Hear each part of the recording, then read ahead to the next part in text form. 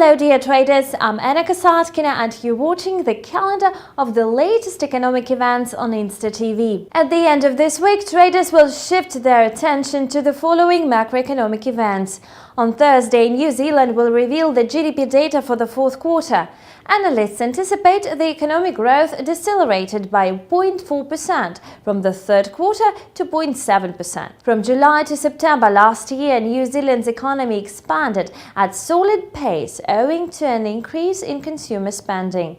The gross domestic product advanced by 1.1% in the third quarter after rising by 0.7% in the second quarter. Meanwhile, economists predicted the economic growth to come at 0.8% for the third quarter. In annual terms, New Zealand's economy expanded by 3.5% versus a rise of 3.4% in the previous quarter. This week, Thursday, is the busiest of the days. Three central banks at once are going to announce their rate decision: the Bank of Japan, the Swiss National Bank and the Bank of England. The Central Bank of Switzerland will hold a policy meeting for the first time this year. It is widely expected that the bank will leave its rate unchanged at minus 0.75 points. At its last meeting, the Swiss National Bank maintained status quo, keeping the rate in negative territory.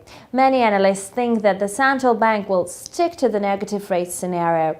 At the same time, the bank is ready to intervene in the foreign exchange market in order to limit the excessive rise of the national currency. Amid lingering concerns over the upcoming election in some European countries, particularly in France, the Swiss National Bank is expected to stand pat and wait for the election results before increasing its interest rate. The Bank of England is also going to deliver its rate decision on Thursday. The interest rate is expected to remain unchanged at 0.25%. At the previous policy meeting, the Bank of England unanimously decided to leave the official bank rate at the record low of 0.25%.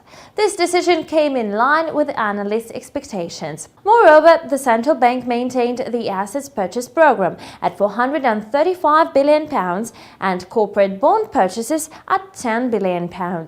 Besides, the Bank of England improved its economic outlook for the period from 2017 to 2019. The inflation is expected to accelerate to 2.8% in the first half of 2018. Meanwhile, the annual inflation rate in both 2017 and 2018 is predicted to be at 2.6%. On top of the above-mentioned events, traders will be interested in the following statistics. Australia will unveil the monthly report on employment change. The Bank of Japan will announce its rate decision and will publish a statement on further policy stance. After the announcement, the bank will hold a press conference. The Eurozone will release the final estimates of the inflation rate.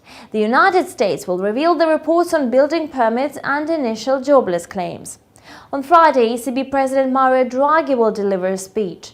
Besides, the reports on industrial production and consumer confidence will be published in the United States. And this was the latest economic calendar prepared for you by Insta TV team. Thank you and see you next week. Bye.